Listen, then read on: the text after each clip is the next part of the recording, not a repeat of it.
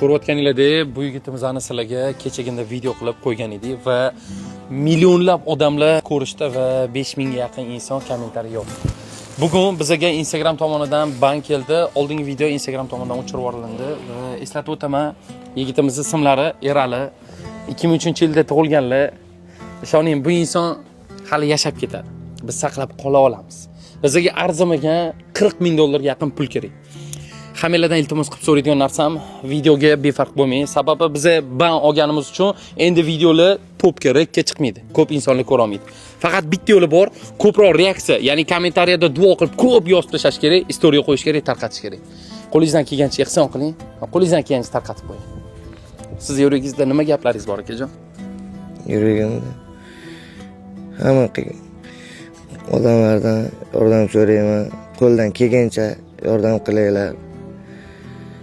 Siz sababli yashab ketishim mumkindir. Tuzalib ketaman. Bunisi Allohdan endi bu yoqqa.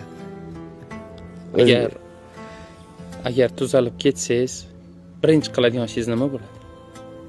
Duo qilish bo'ladi. Jannatlarda eslash bo'ladi. Inshaalloh. Sizlar hammalardan iltimos qilib so'rab qoladigan narsam bitta.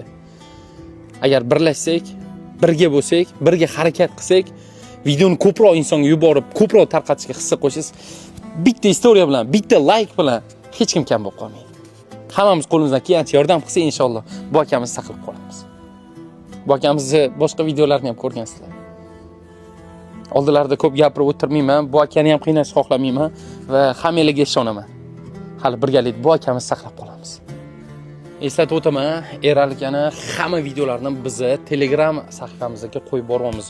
Telegramdan obuna bo'lib qo'yinglar. U yoqda hamma kadrlari, videolari, bular haqidagi hamma kadr to'liqligicha hisobot qilib berilyapti. Instagramdan bizni qo'yadigan bo'lsangiz, Instagram bizga ban beryapti.